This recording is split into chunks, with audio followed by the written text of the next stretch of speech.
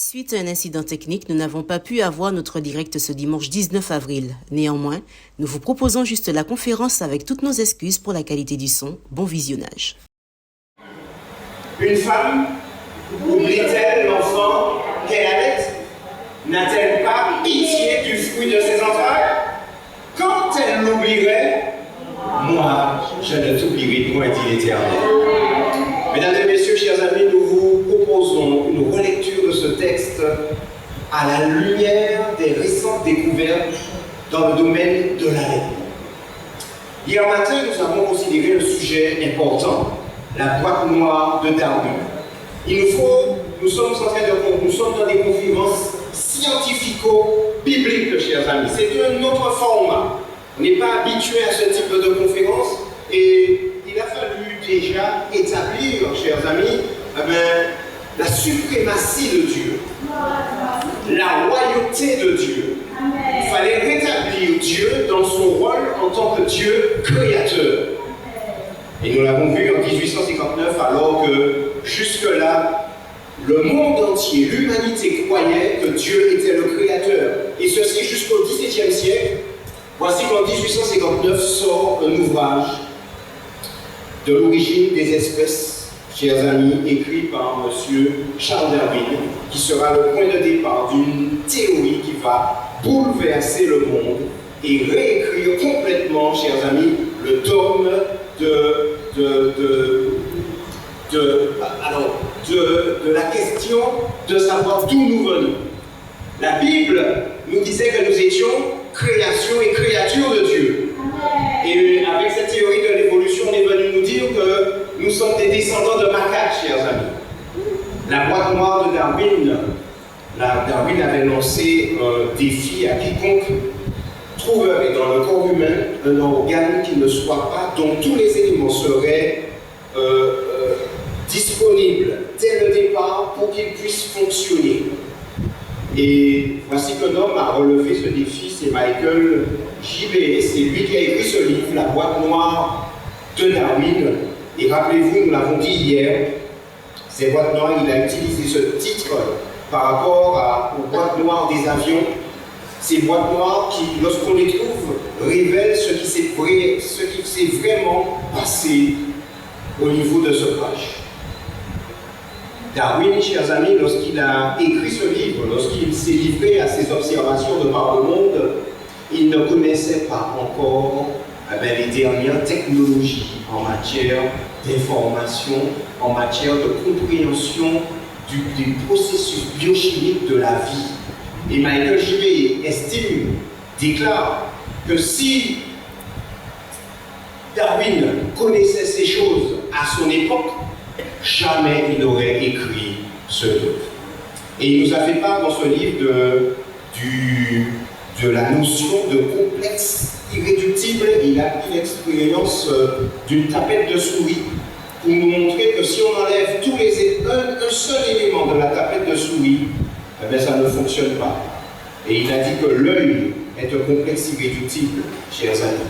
Si on enlève un seul élément de l'œil, l'œil ne fonctionne pas. Or, dès le départ, l'homme a vu. Ceci, chers amis, a complètement démonté la théorie de Darwin. Et vous allez voir que ce ne sera pas la seule démonstration de la fausseté de cette théorie. Et nous avons considéré ce texte de l'apôtre Paul dans 2 Corinthiens chapitre 10 au verset 5. Nous renversons les raisonnements, puisque la science se base sur la raison. Nous renversons les raisonnements et toute hauteur qui s'élève contre la connaissance de Dieu et nous amenons toute pensée captive à l'obéissance de Jésus. En ce soir, chers amis, nous allons considérer un sujet très important. Beaucoup de personnes doutent de la fiabilité de la Bible.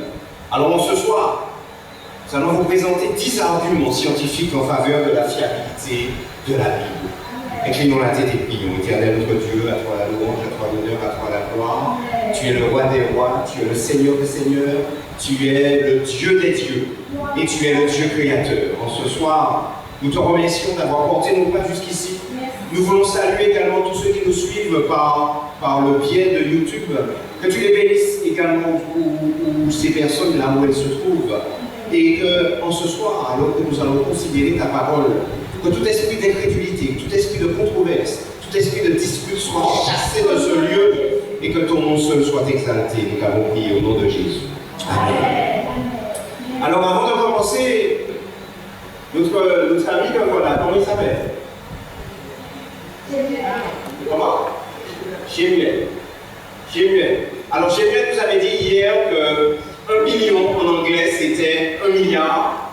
Et moi je disais que million c'était 1000 milliards. Alors nous avons tous les deux raison.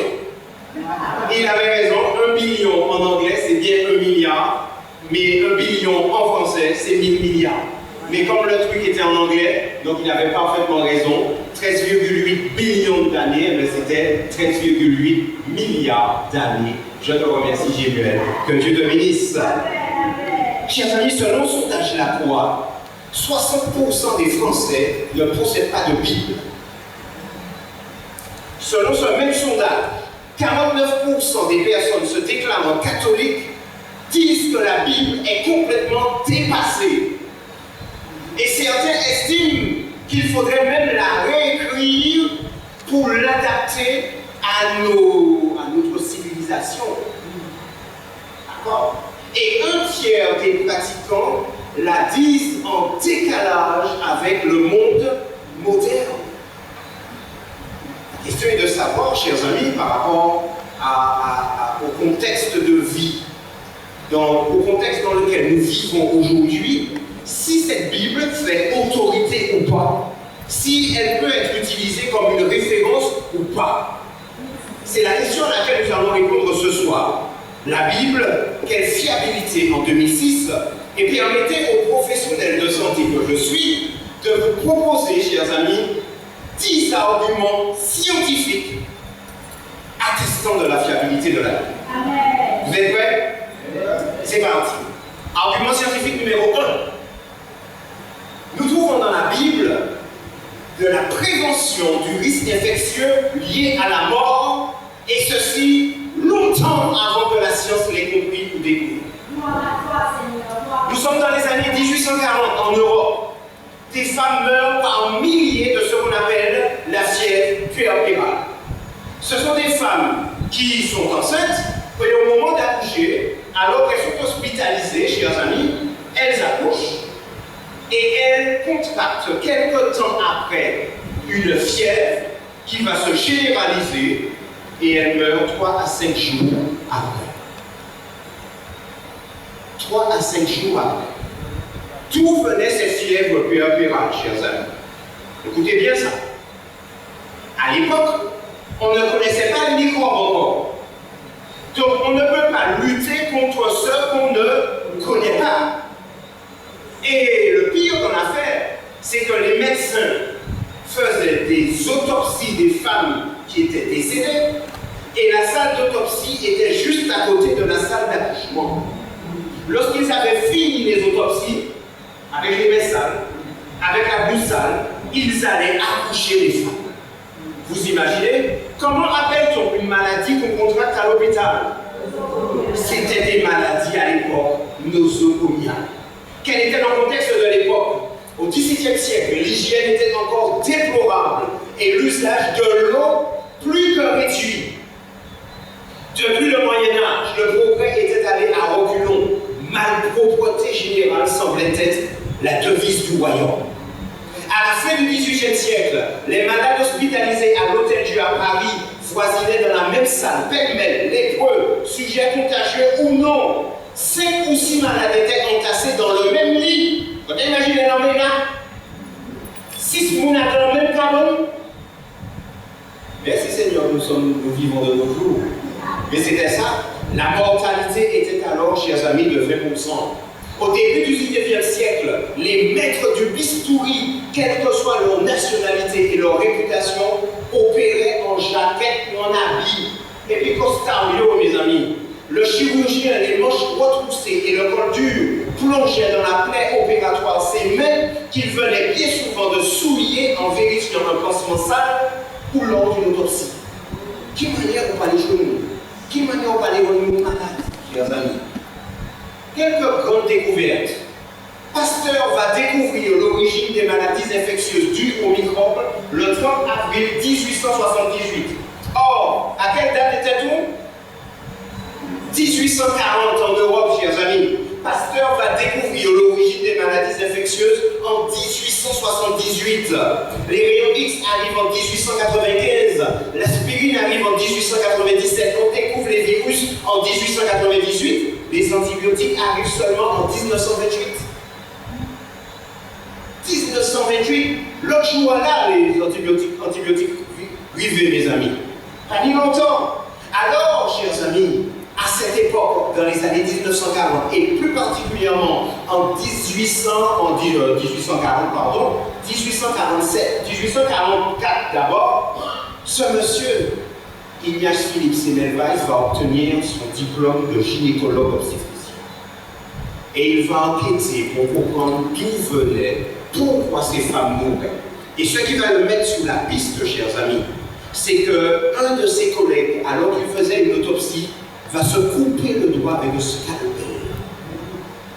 Il va contracter la fièvre puerpérale et il va décéder. À cette époque, Semmelweis, chers amis, se dit, émet l'hypothèse qu'il y a sans doute des petites substances invisibles qui sont transmises par les morts et qu'on transmet aux différents patients lorsque les médecins vont accoucher des femmes ou lorsqu'ils vont faire la visite. Et vous savez ce qu'il a instauré à ce moment-là? Le lavage des mains. Il est considéré aujourd'hui comme le père de l'hygiène hospitalière. Malheureusement, à cette époque-là, malgré les résultats, chers amis, personne n'a voulu le croire. Personne n'a voulu croire à des petites substances invisibles qu'on ne voit pas. Et chers amis, on l'a révoqué, il a été radié de l'ordre des médecins. On l'a déclaré fou. Et en essayant de démontrer qu'il n'était pas fou, il est devenu fou, chers amis. Et vous savez comment il est mort? Alors on était venu le chercher pour l'emmener à Colson. Il s'est débattu, il s'est blessé. La plaie s'est infectée. Et il est mort d'une septicémie. Il est mort en essayant de démontrer. Alors, ceux qui l'ont tué. Ah non, c'est pas comme ça. Alors, que je réfléchisse bien. L'ironie dans cette affaire, c'est que ceux dont il essayait de démontrer l'existence l'ont tué. On a appelé son histoire la revanche de l'invisible. Ça se passe en quelle année? 1847, il meurt en 1865, après Jésus-Christ. Alors maintenant, chers amis, nous faisons un tour en arrière, un bond en arrière. Nous sommes dans Nombre 5, versets 1 à 4. L'Éternel parla à Moïse et dit, on s'arrête là. Hier, nous avons dit que Moïse, c'était en quelle époque? Quelle année? 1500, 1400, avant Jésus-Christ. Écoutez ça. L'Éternel parla à Moïse et dit, ordonne aux enfants d'Israël de renvoyer du camp tout roi lépreux, et quiconque a une gonorrhée ou est souillé par le mort, homme ou femme, vous les renverrez hors du camp, afin qu'ils ne souillent pas le camp au milieu duquel j'ai ma demeure. Les enfants d'Israël firent ainsi, et ils les renvoyèrent hors du camp, comme l'Éternel avait ordonné à Moïse. Ainsi firent les enfants d'Israël. Mes amis, pourquoi il fallait renvoyer les lépreux? Parce que la lèpre est une maladie contagieuse. On peut la contracter en touchant le malade, en touchant ce qu'a touché le malade. Et comme ce sont des personnes qui vont cracher énormément, eh bien, en marchant, si on marche pieds nus, chers amis, on peut contracter cette maladie. Quiconque a une gonorrhée, alors la gonorrhée, on la connaît aujourd'hui comme une maladie sexuellement transmissible, mais ce n'était pas ça à l'époque. La gonorrhée à l'époque, c'était tout écoulement biologique. Et mesdames, chaque mois, vous avez un écoulement biologique. Ça s'appelle comment? Les règles. Et c'est la raison pour laquelle, à cette époque, lorsque les femmes avaient leurs règles, il fallait qu'elles aillent hors du camp. Elles étaient dans un lieu spécifique pendant tout le temps de leurs règles. Et ensuite, quelqu'un qui est souillé par un mort. Souillé par un mort. Celui qui avaient leurs règles, tout écoulement biologique, du pus, du sang, etc. Ensuite, tous ceux qui étaient lépreux, il fallait les mettre hors du camp. Comment on appelle cette méthode qui consiste à mettre à part des personnes pour ne pas contaminer le reste? Quarantaine, isolement. Mesdames et messieurs, nous sommes en 1500 avant Jésus-Christ. Nous jamais vu là, notion de quarantaine, notion d'isolement, alors que la science peut comprendre ça. C'est pas une Bible l'année passée. Ce n'est que le commencement. Que fallait-il faire? Celui qui touche un mort, encore mais quelconque sera impur pendant 7 jours. Mesdames et messieurs, impur, il faut entendre par là, infecté et contagieux. Aïe aïe aïe. Et pourquoi pendant 7 jours? Bon, tout dans du bagage. Les conflits privés. Lorsqu'on sortait de voyage ou ailleurs, pendant combien de temps il fallait s'isoler? 7 jours. À quoi correspond 7 jours? C'est le temps d'incubation. Et qu'est-ce que le temps d'incubation? C'est le temps qui s'écoule entre le moment où on est infecté et le moment où les symptômes commencent à arriver.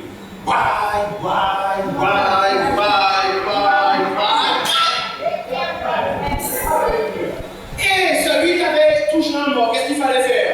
Il se purifiera avec de l'eau, cette eau qui tend le 3e jour et le 6e jour et il sera pur.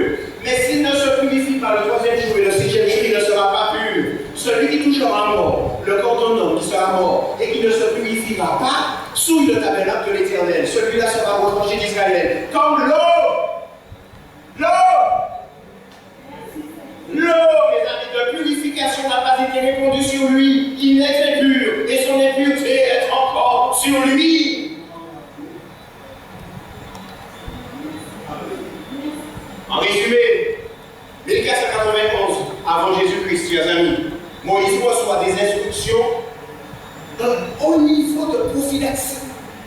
Qu'est-ce que c'est que la prophylaxie? C'est l'ensemble des méthodes qu'on va utiliser pour éviter l'apparition des maladies, ou encore la propagation des maladies, ou encore l'aggravation des maladies. Nous sommes en 1847, soit 3338 ans plus tard. Michel Belvas, il ne faut pas connaître ça. C'était l'argument numéro 1, mesdames et messieurs. Nous trouvons déjà dans la Bible un haut niveau de prophylaxie, prévention du risque infectieux lié à la mort. C'est pour la part d'un microbe, c'est pour la part d'un virus, c'est pour la part la notion d'infecté de paix. Bon, j'ai dit qu'il est impur.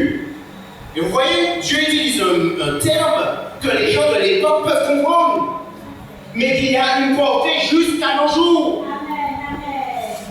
Argument scientifique numéro 2. Prévention du risque infectieux lié au sang. Lévitique 15, versets 25 à 27. Parole de l'Éternel. La femme qui aura un flux de sang pendant plusieurs jours, hors de ses époques régulières. Donc ça veut dire que hors de ces époques régulières, les époques régulières c'est les règles. Mais si à part ces règles, il y a un écoulement sanguin, parce que c'était ça la gonorrhée, un écoulement biologique. Alors, la femme qui aura un flux de sang pendant plusieurs jours, hors de ces époques régulières, ou dont le flux durera plus qu'à l'ordinaire, sera impure, infectée et contagieuse tout le temps de son flux, comme au temps de son indisposition menstruelle. Et puis écoutez ça. Tout lit sur lequel elle couchera pendant la durée de ce flux sera comme le lit de son flux menstruel, c'est-à-dire impur. Et tout objet sur lequel elle s'assiera sera impur comme lors de son flux menstruel. Quiconque les touchera sera souillé, il devra faire quoi? Laver ses vêtements, se laver dans l'eau, et il sera impur jusqu'au soir. Mes amis, aujourd'hui, nous, en tant que professionnels de santé, nous avons pitché des grands présents. Nous ne pouvons pas manipuler 100%, chers amis. Les mecs arrivent au laboratoire, les infirmiers à pitcher, ils n'y gagnent. Les mecs arrivent au laboratoire, on y gagne. Ensuite, tout ce qui est déchets biologiques doit être jeté dans les boîtes jaunes. Vous avez déjà vu ça? Gaspille. Déchets d'activité de soins à risque infectieux. Et quelles deviennent ces gaspilles? Elles sont incinérées, chers amis. Alors, une petite anecdote, on n'incinère pas des personnes. On incinère des déchets. Par contre, la personne qui se fait brûler, ça s'appelle crématisation. Crématisation. On dit dans le langage incinéré, mais en fait, il faut dire crématiser.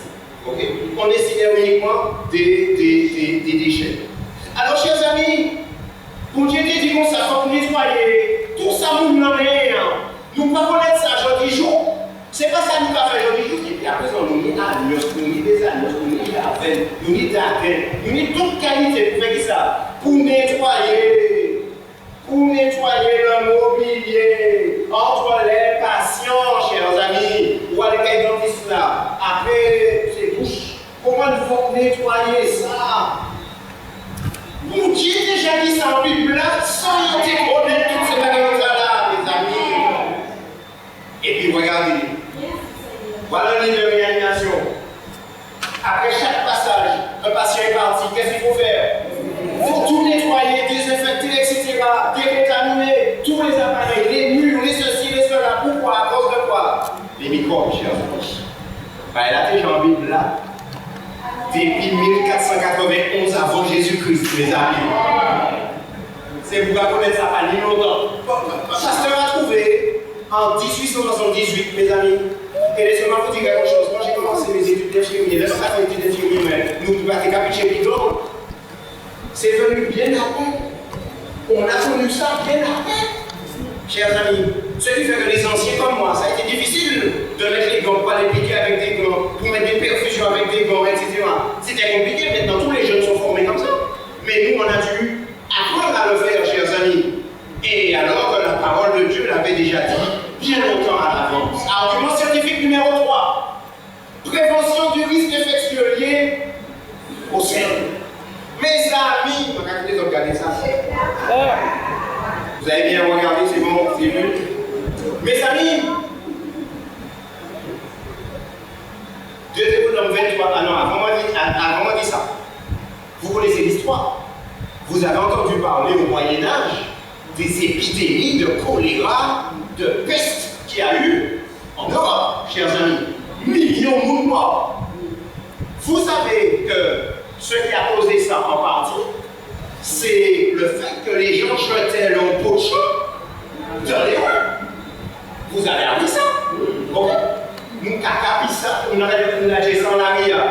Cheval était capable de la rue, diligence était capable de la rue, nous étions capables de marcher comme ça, nous avons poussé dans le caca. Vous imaginez, vous imaginez maladie qui tombe dans les séminaires, mes amis. D'accord? Nous sommes au Moyen-Âge. Et encore une fois, au Moyen-Âge, on ne connaît pas ça.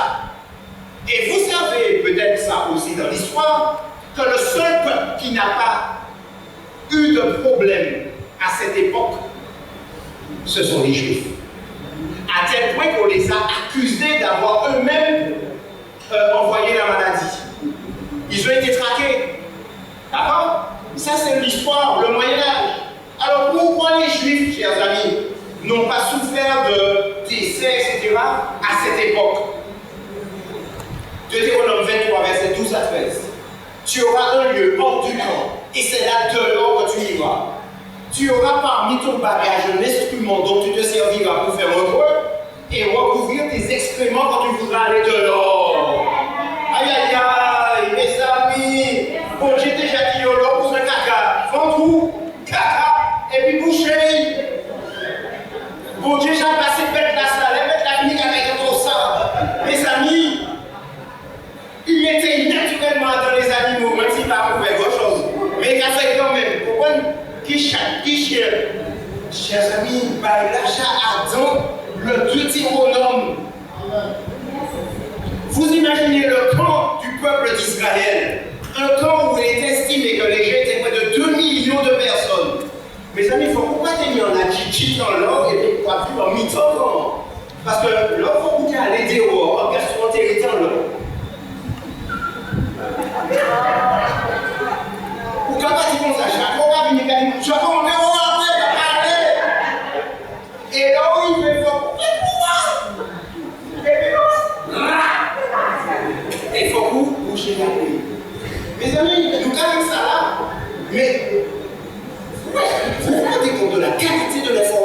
déjà dans la Bible. Bien avant que la science ne le découvre. Non, c'est extraordinaire. Et ça date de 1491 avant Jésus-Christ. Argument scientifique numéro 4. Qui est celle de la circoncision? Genèse 17, 11 à 12. Nous avons encore plus haut que Abraham. Bon Dieu dit à Abraham comme ça, vous vous circoncirez, et ce sera un signe d'alliance entre moi et vous. À l'âge de 8 jours, tout mâle parmi vous sera circoncis.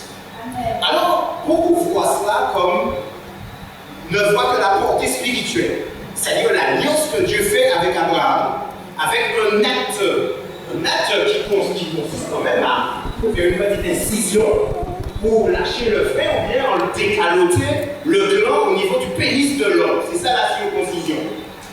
Mes chers amis, Dieu c'est quelqu'un. Non, Dieu n'est pas quelqu'un. J'aime à dire que Dieu, lorsqu'il tire une flèche, il atteint plusieurs cibles en même temps. Dieu donne ce rite. Mais qu'est-ce qu'il y avait derrière ce rite, chers amis? Eh bien, aujourd'hui, sachez que la circoncision est en vogue, notamment aux États-Unis. On circoncis tous les nouveau-nés. Pourquoi? Parce que, chers amis, ceci se base sur de nombreuses études qui ont été réalisées ces 20 dernières années et on a compris les bienfaits de la circoncision. Entre autres, ça prévient les graves infections urinaires chez les enfants. Ça, c'est la première chose. Ensuite, ça prévient également les infections locales du pénis. Quand ce n'est pas décaloté, bien nettoyé, ça peut provoquer des infections. Ça préserve également des maladies sexuellement transmissibles, dont le VIH et le sida. Et chers amis, la protection est estimée à c'est une très haute protection.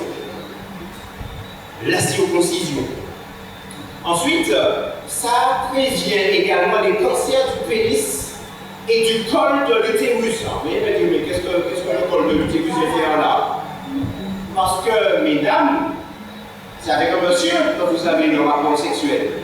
Et si le pénis de l'homme est infecté, il vous infecte.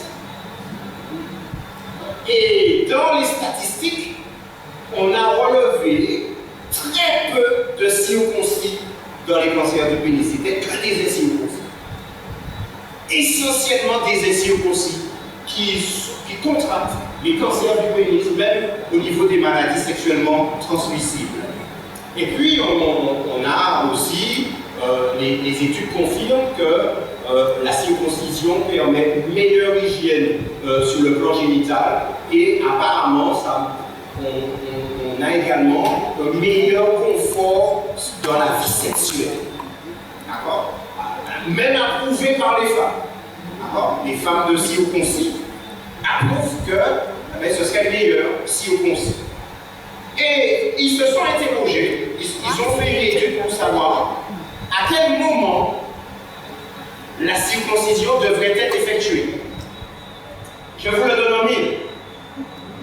À la naissance. C'est le meilleur moment pour circoncire. À la naissance, chers amis.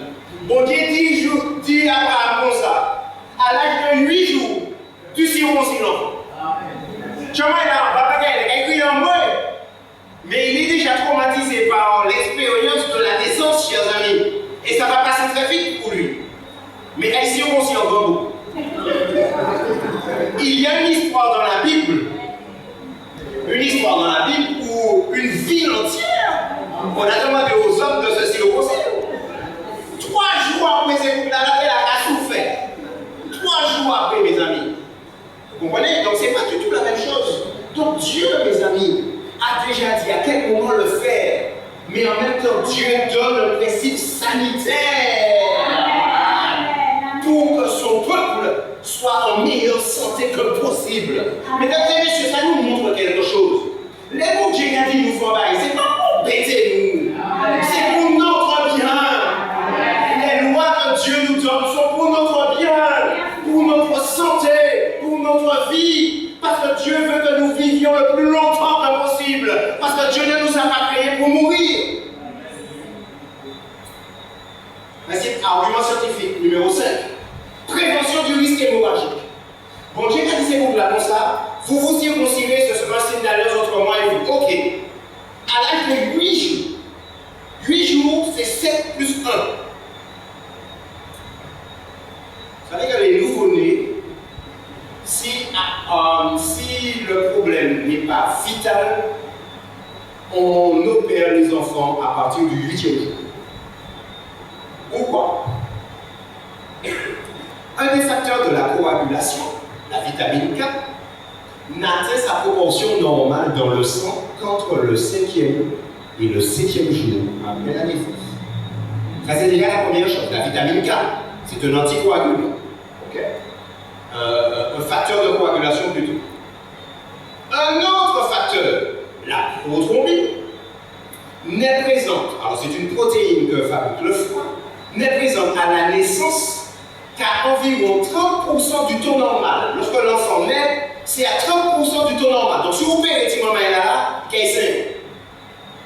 Alors que le 8e jour, elle est plus élevée qu'à aucun autre moment de la vie de l'enfant. Jusqu'à 110% du taux normal. Il m'a dit Moïse des espèces d'abstra. Il m'a dit Moïse pour ça la prothrombine. Tu dis quoi là? C'est quoi? C'est quel nom? C'est de l'Égyptien. Prothrombine. Il dit Moïse la prothrombine. Moïse pour non, c'était même pas Moïse, c'était Abraham, mes amis. Seul Dieu pouvait savoir ça. Seul Dieu pouvait savoir ça, mes amis. Ben, il a en Bible depuis l'an 1921 avant Jésus-Christ. Et on me demande aujourd'hui, est-ce que la Bible est fiable? Oui. On va continuer. Argument scientifique numéro 6. Syndrome d'alcoolisation fétale. De quoi s'agit-il? Vous le savez, on fait la propagande. Quand on est enceinte, mesdames, pas d'alcool. Pourquoi? À cause de ce qu'on appelle le syndrome d'alcoolisation fétale. L'alcool peut provoquer des malformations chez l'enfant qui peut être idiot, rachitique, sans bras, sans jambes, sans pieds, etc., complètement handicapé. Ceci, chers amis, n'a été reconnu qu'en 1985. Moi, déjà né. Moi, j'ai 12 ans. Vous pouvez imaginer? Moi, j'ai 12 ans, laisse à reconnaître. C'est un pédiatre de Nantes, le professeur Paul Lemoine, chers amis, c'est la raison pour laquelle on appelle ce syndrome d'alcoolisation fétale aussi le syndrome Lemoine. En 1967, cet homme a fait des études, il a fait des études sur 127 enfants qui étaient issus de parents alcooliques. Et c'est lui qui a décrit pour la première fois le syndrome d'alcoolisation fétale. Il a publié les résultats une première fois en 1967, on n'a pas voulu le croire. Il a publié les résultats une deuxième fois en 1968, on n'a pas voulu le croire. Ce n'est qu'en 1985 que son syndrome a été reconnu chez lui. Et il a eu un prix pour ça, le prix générique, je crois, c'est de mémoire, mais il a été décoré pour cette découverte, chers amis. Ça ne date que de 1985, chers amis. Juge, chapitre 13, verset 7. Tu vas devenir enceinte et tu enfanteras un fils. Et maintenant, ne bois. On va la comme ça. Et maintenant, ne bois ni vin, ni liqueur forte, mes amis. C'était à qui on avait dit ça? À la femme de Manowat. À la maman de Samson, mes amis. Et ceci date de l'an 1200 avant Jésus-Christ, mes amis. Bah, là, en Bible. Bon Dieu, j'ai dit, madame, tu es enceinte, pas boire alcool. Ne fais pas usage de l'alcool quand tu es enceinte. Ça ne sera découvert en 1987. Argument scientifique numéro 7. Danger des tatouages. Je dis, tout le monde a tatoué. On voit des footballeurs, des champions, c'est tatoué de partout. Eh bien, chers amis, les dermatologues sont en train de tirer la sonnette d'alarme, c'est-à-dire arrêtez ça, les amis. Ça provoque des cancers, toutes sortes de problèmes. Sans compter que si vous êtes allé vous faire tatouer n'importe où, que la personne n'a pas d'hygiène, aiguille, bon maladie, bon maladie à cause de ces aiguilles-là, même sida, etc. D'accord? Mais sans compter les cancers. Alors ce qu'il faut savoir, c'est que c'est de l'encre, chers amis, c'est de l'encre industrielle qu'on éjecte sous la peau. Et que se passe-t-il à ce moment-là? Les globules blancs, le système immunitaire, reconnaissent cette encre comme un élément étranger. Et ils essayent par tous les moyens d'éliminer cette encre. Donc les globules viennent, ils boivent de l'encre, mais ni tellement d'encre. Ils n'ont pas arrivé à tirer toutes. Et on a fait des autopsies de personnes tatouées. Et bien dans les ganglions, quand on a ouvert les ganglions, il y avait plein d'encre noire, vert, rouge, etc. On tire la sonnette d'alarme en ce moment pour ça, chers amis.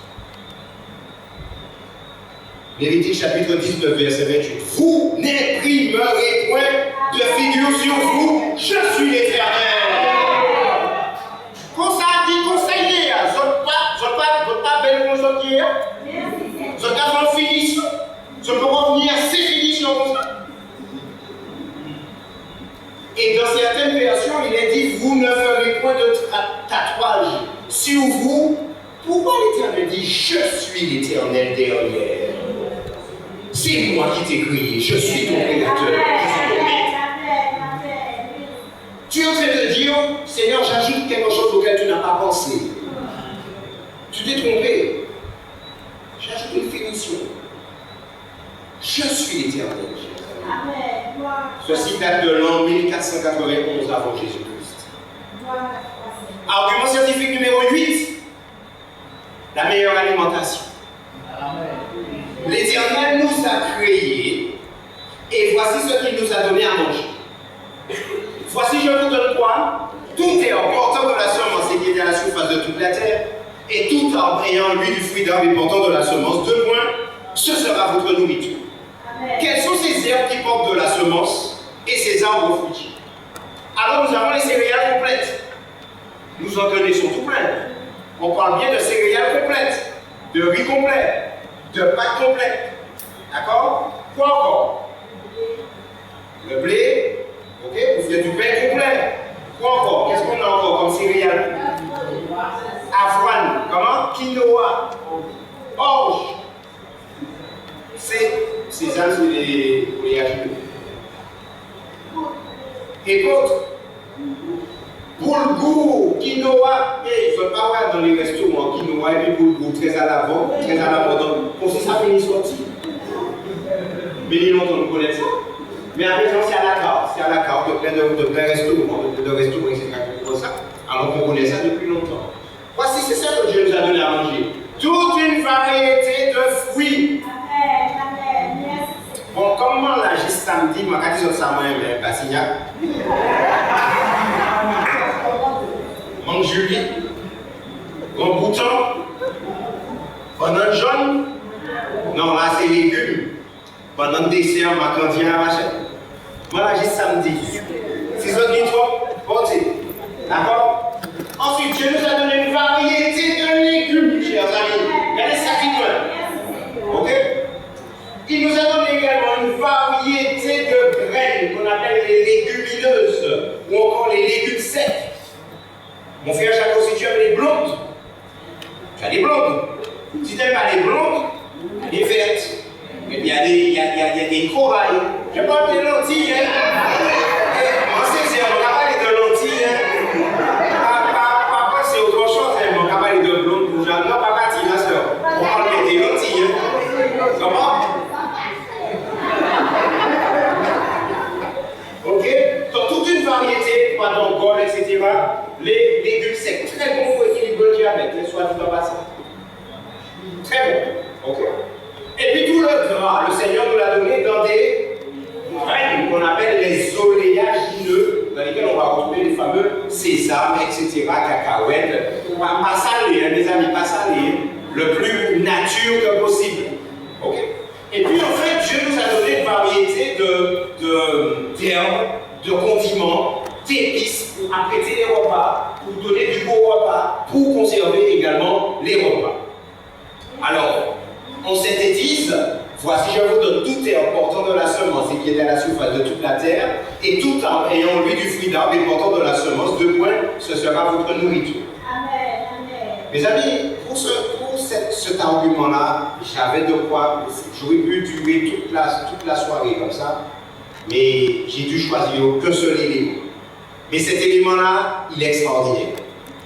Je vous présente ce livre, The China Study, l'étude chinoise, publié après 26 ans d'études. C'est ça, hein, mes amis. 26 ans d'études sur la corrélation qui existe entre consommation de viande et maladie. Je ne parle pas de trucs bibliques ni quoi que ce soit. Hein. On est dans une étude purement scientifique. D'accord? Avec des gens, je ne sais pas quelle est la connaissance de la Bible ou pas, mais c'est purement scientifique. Cette étude, chers amis, a été publiée en français sous le nom L'enquête Campbell. Okay. En anglais, The China Study, et en français, L'enquête Campbell. Vous pouvez trouver ce livre-là à la FNAC. Je l'ai acheté à la FNAC ici. Vous pouvez le trouver. La version française, la préface a été écrite par ce monsieur, le docteur Jérôme Bernard Pellet. C'est un médecin nutritionniste. Il est cofondateur de l'Association de professionnels de santé pour une alimentation responsable en France. Extrait de la préface. Comme le montrent les travaux du professeur Campbell, l'humanité est allée trop loin dans la consommation d'aliments d'origine animale et est en train d'en payer les conséquences en termes de santé. Obésité, diabète de type 2, maladies cardiovasculaires et cancer sont devenus légion dans les couloirs des hôpitaux.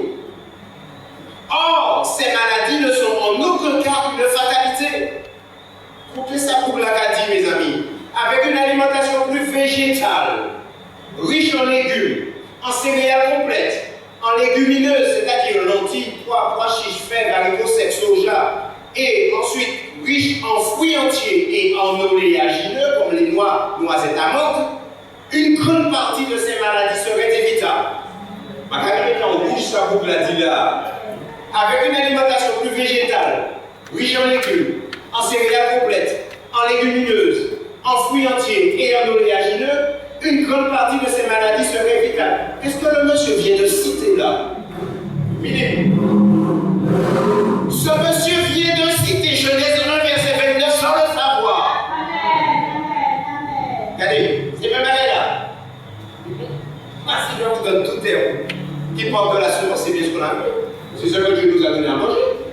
Le monsieur est en train de nous dire une alimentation plus riche en légumes, mini-légumes, céréales complètes, mio, légumineuses, mio, fruits entiers, mio, et en oléagineux, mio.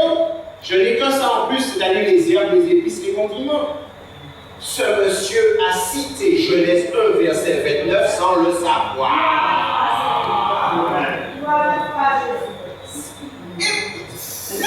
Dieu a dit en bail. Pour Dieu, pas ça, c'est égal. Amen.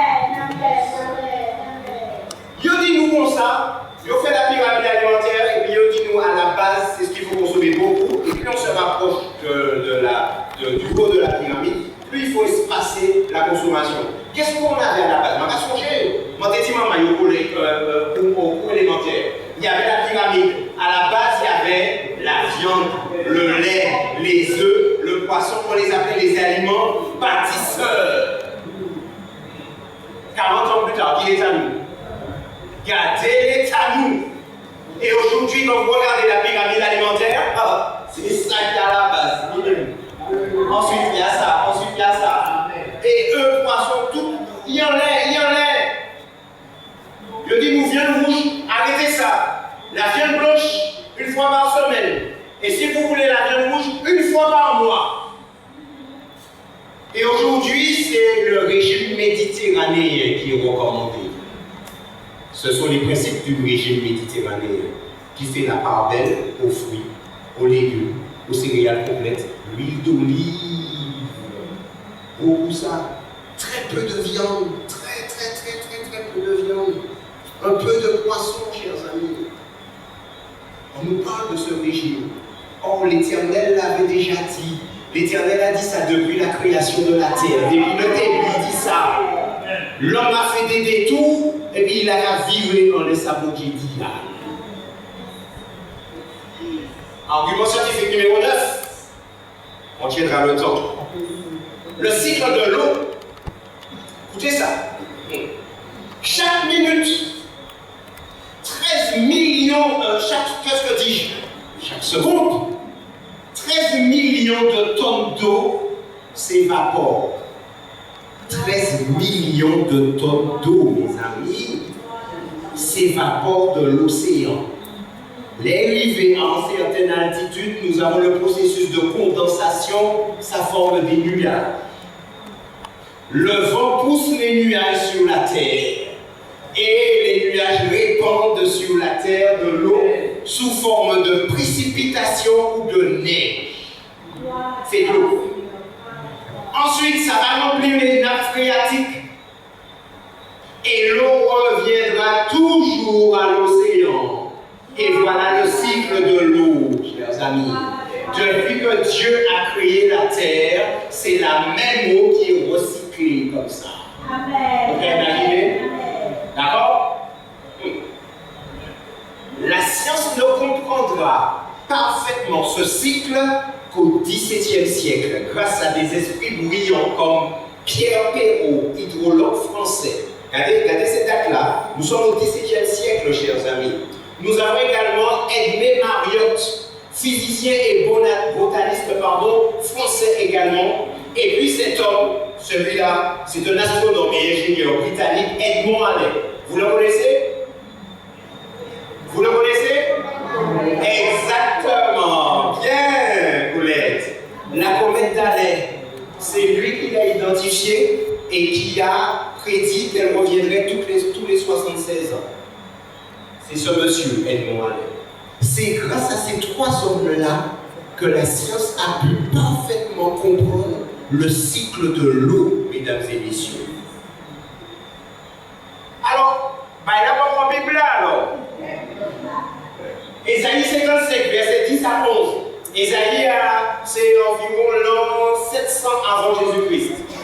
Comme la pluie et la neige descendent des cieux, et n'y retournent pas sans avoir arrosé, fécondé la terre et fait germer des plantes, sans avoir donné de la semence au semeur et du pain à celui qui mange. Ainsi en est-il de ma parole qui sort de ma bouche. Elle ne retourne point à moi sans effet, sans avoir exécuté ma volonté et accompli mes desseins, dit l'Éternel, mes amis. Mais ça qui belle là, c'est que pour Dieu, chaque année nous consacre la pluie et puis la neige là. Et il y a des hommes, il faut que vous vivez monter. Qui m'a dit qu'il va vivre monter? Le même Isaïe a dit nous, un peu ici, un peu là. Et bien Job, frère Job 36, verset 26 à 28, écoutez ça, Job a dit nous. Dieu est grand, mais sa grandeur nous échappe. Mais c'est exactement ça. Dieu est grand, mais sa grandeur nous échappe. Le nombre de ses années est impénétrable. Et puis écoutez ça. Il attire à lui les gouttes d'eau. Il les réduit en vapeur et forme la pluie. Les nuages la laissent couler, il la répand sur la foule des hommes. Arrêtez. Non, c'est bon, j'arrête ça. Bah là, trop fort.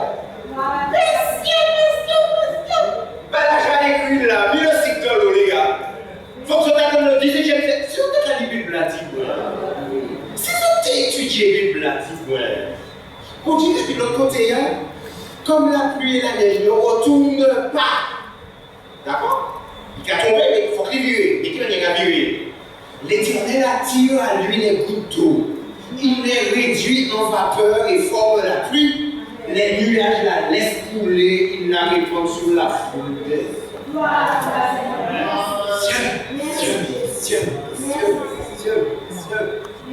Non.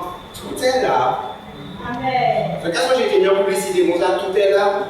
Elle a tout est là, mes amis. Ben, il a déjà là. Argument scientifique numéro 10. Là, Je vais faire parler des scientifiques.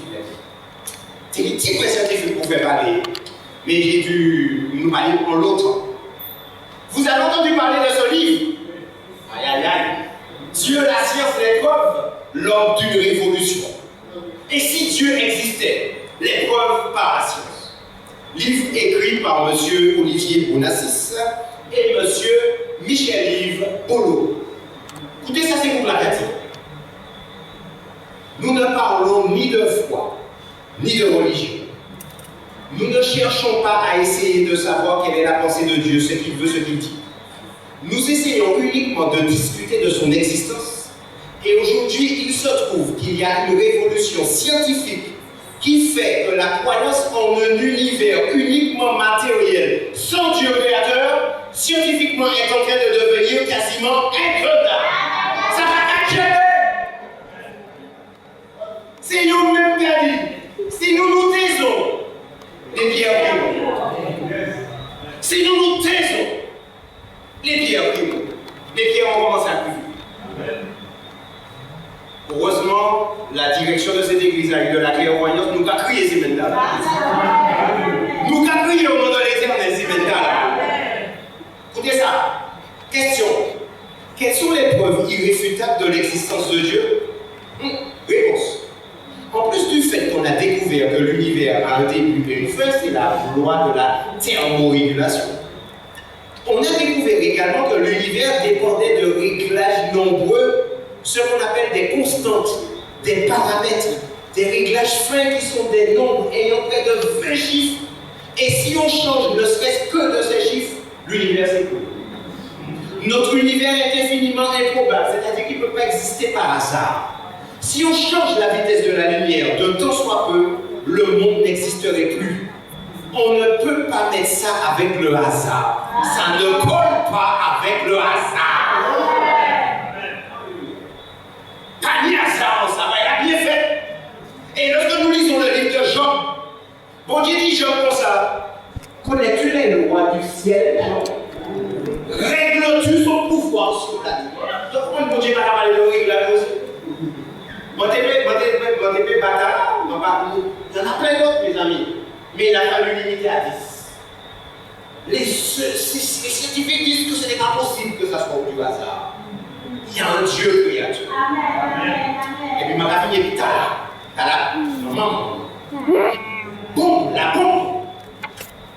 Dans ce livre, à la page 261, les auteurs citent ce monsieur, George Watt, professeur de physiologie sensorielle à Harvard, prix Nobel de médecine en 1967. Il nous a quittés il n'y a pas longtemps, en 1997.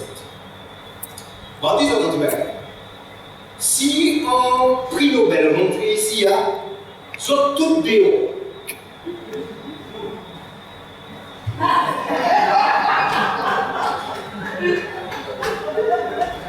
Je reprends. Si un prix Nobel montré ici, nous tous dehors. Parce que nous pouvons monde pour entrer là et bien prix Nobel. Parce que ce qu'il préfère. Ce qu'il le président de la CTR. Et puis vous aurez tellement de personnalité ici, nous tous dehors. Pasteur l'église là, 7 mois ici, il a. Bonsoir pasteur. C'est lui qui peut espérer là. À moins que ce soit président de la fédération, il a une idée rose. D'accord? Les prix Nobel qu'a déplacé, mes amis. C'est pas GG, ce sont des gens qu'on écoute. D'accord? Quand le prix Nobel parle, on l'écoute, mesdames et messieurs. On nous écoute ça, un prix Nobel qu'a dit nous soyons. Et maintenant, ma thèse principale. Si l'une des nombreuses propriétés physiques de notre univers était différente de ce qu'elle est, de quoi il parle? Il parle exactement de ce que disait M. Bouloué, les réglages, les paramètres, les constantes qui permettent que l'existence de la Terre ou de la vie sur Terre. Alors il dit, si l'une des nombreuses propriétés physiques de notre univers était différente de ce qu'elle est, alors la vie qui semble aujourd'hui si répandue serait impossible ici et ailleurs. Il n'y a que deux façons d'envisager l'origine de la vie. L'une est la génération spontanée se poursuivant par l'évolution. L'autre, c'est une création surnaturelle, œuvre de Dieu. Amen. Il n'y a pas de troisième possibilité. Nous voyons, mes amis, nous voyons, quand on cherche à savoir d'où l'on vient, il y a deux théories qui s'affrontent. Évolution contre création. Vous regardez où c'est deux possibilités qui nient. C'est la génération spontanée se poursuivant par l'évolution. Génération spontanée, ça signifie quoi, chers amis? Que la vie est apparue par magie. Vous voyez, à partir de la matière inerte. Ça a apparu. Qui me dit ça? Et puis ça s'est poursuivi par l'évolution. Donc, vous regardez, c'est deux façons. Évolution ou création. Vous regardez comme ça, c'est le prix Nobel. Il n'y a pas de troisième possibilité. Il n'y a que deux possibilités. On nous continue.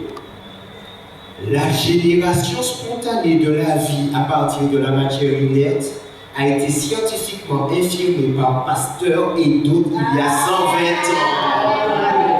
Yo pas qu'à dire nous sa pièce. Yo pas qu'à changer ses manuels scolaires la pièce.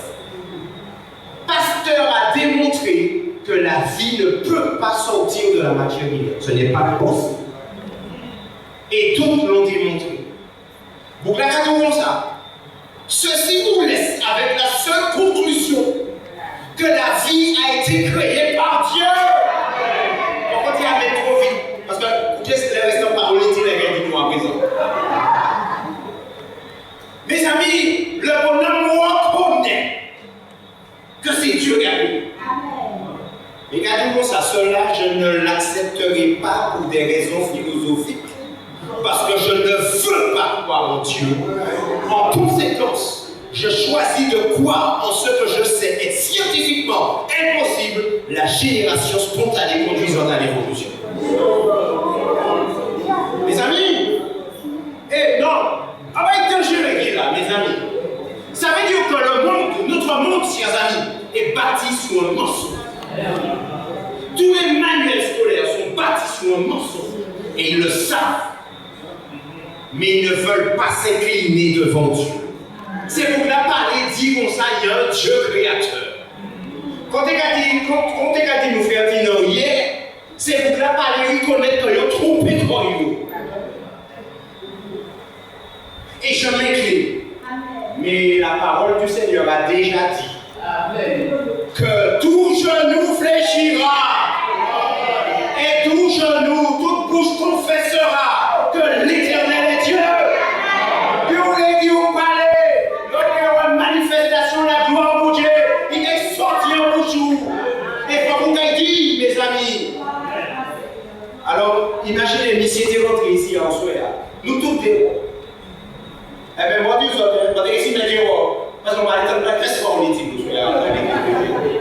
Vous vous rendez compte que ces hommes-là sont invités sur des plateaux, payés à 150 000 € la conférence d'une heure pour raconter des mensonges. Vous vous rendez compte? Le bonhomme vous dit, je choisis de croire en ce que je sais être scientifiquement impossible. Quelle malhonnêteté intellectuelle! Quelle malhonnêteté intellectuelle, chers amis! La science elle-même déclare que c'est Dieu le Créateur. Alors, par rapport à ça, l'apôtre Paul, inspiré du Seigneur, a déclaré dans Romains 1, verset 18 à 22, la colère de Dieu se révèle du ciel contre toute impiété, toute injustice des hommes qui retiennent injustement la vérité captive.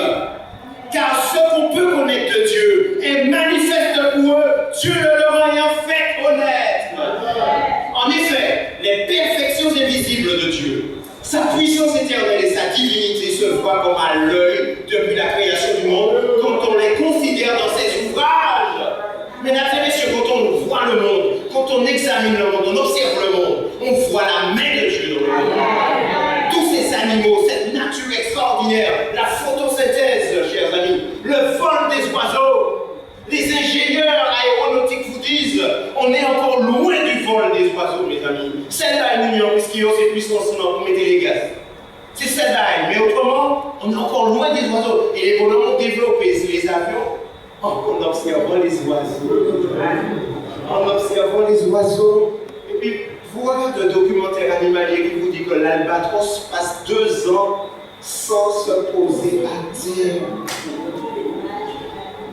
Cette bête-là avait 3 mètres d'envergure. Il est dans les courants. Et dans ces 2 ans-là, il bat très peu d'ailes parce qu'il se laisse porter par les courants d'air, mes amis. Quand tu vois, c'est pas possible. Mais Seigneur, mais comment as-tu imaginé ça? Et chaque petit oiseau, l'aile est dimensionnée par rapport à son corps. Et vous imaginez les calculs mathématiques pour la portance, mes amis. Parce que le roi d'avion est avion 400 degrés. Le reste de c'est la portance de l'air en bagaille là. Dieu a imaginé tout ça pour chaque oiseau. Chaque espèce d'oiseau, chers amis. La qualité des plumes, la position des plumes, comment les plumes emprisonnent l'air. Et pour la portance, mes amis, ils sont donc inexcusables. Puisque, ayant connu Dieu, ils ne l'ont plus glorifié comme Dieu. Ils ne lui ont plus rendu grâce. C'est ça, monsieur qu'a fait. Pas les rendre Dieu grâce. Mais ils se sont égarés dans leurs pensées. Et leur cœur sans intelligence a été plongé dans les ténèbres. Se vantant d'être sages, ils sont devenus fous. Mesdames et messieurs, ce monde est devenu fou. Et l'Éternel en ce soir, chers amis, durant toute cette semaine, l'Éternel sera glorifié dans ce lieu.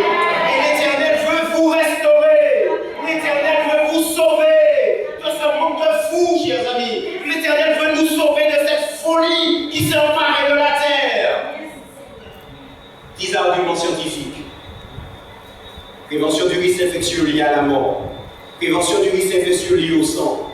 Prévention du risque infectieux lié au sel. Bienfait de la circoncision. Prévention du risque hémorragique. Syndrome d'alcoolisation fétale. La meilleure alimentation. Non, là, je me suis trompé. Ah, j'ai enlevé ça. Ouais, il couillonnait. Ah ouais. J'avais déjà mis dépistage de la lettre, mais bon, il y a une bonne alimentation, le cycle de l'eau, et puis les déclarations scientifiques, chers amis, que nous avons considérées. La Bible est-elle fiable? Amen. Oui, mes amis, oui, à 100%. La Bible est fiable, mes amis, et surtout, elle nous dit la vérité. Vous connaîtrez la vérité, et la vérité vous affranchira. Et la vérité, c'est Jésus. Amen. La vérité, c'est Jésus, et Jésus veut sauver chacun d'entre nous. Permettez-moi de partager avec vous une réflexion pour terminer. La parole de Dieu traverse le temps, s'adaptant à chaque époque. Elle porte déjà en elle la connaissance maximale pouvant être atteinte sur le sujet dont elle parle. Ce qui lui confère une portée et une application inégalée et inégalable sur le plan de la connaissance humaine. Nous en avons une démonstration ce soir. Voilà, ingénieur. Il a fait là, non? Ouais. Si tu veux être scientifique, tu peux être scientifique au nom de l'Éternel. Fais confiance à ton Dieu. Et je vais essayer pour toi. Mais avant Martin Luther disait, la Bible est vivante. Elle me parle. Elle a des pieds qui courent après moi. Elle a des mains. Elle me tient. Je veux partir, mais elle reste là. J'ai des choses à te dire. Le grand prédicateur britannique du 19e siècle, Charles Spurgeon, déclarait, quand je vois l'écriture, il me semble entendre une voix me disant, je suis le livre de Dieu. Quand elle dit, je suis l'écriture de Dieu, prête l'oreille à ce que je vais te dire. Prête l'oreille à ce que je vais te dire. Génial. En ce soir, voici le verset que je te dédie. Jérémie 33, verset 3. Invoque-moi et je te répondrai. Je t'annoncerai de grandes choses, des choses cachées que tu ne connais pas. C'est ça nous réunit là, mes amis. L'Éternel va nous révéler de grandes choses, des choses cachées que nous ne connaissons pas. Voulez-vous connaître ces choses? Devez-vous, nous allons prier l'Éternel.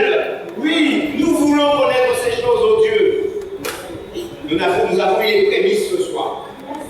L'Éternel a des choses à nous dire. Éternel, notre Dieu, à toi la louange, à toi l'honneur, à toi la gloire, au siècle des siècles. Nous te louons, nous te bénissons, nous voulons t'adorer car tu es le roi des rois. Tu es le Seigneur des seigneurs, tu es le Dieu créateur. Et tu montré d'une manière extraordinaire dans ta parole ce soir. Tu étais en avance sur la science, la défiance, cher mon Dieu. Et nous avons vu 10 arguments seulement, mais il y en a plein d'autres, Dieu. Même pour le dépistage de la lèpre, tu avais déjà tout dit dans ta parole. Et j'arrive que ça. Mais ils ne veulent pas te glorifier. Ils ne veulent pas te reconnaître comme le Dieu créateur. Ils ne veulent pas s'incliner devant toi. Ils ne veulent pas reconnaître ta majesté. Mais ce n'est pas notre tradition ce soir.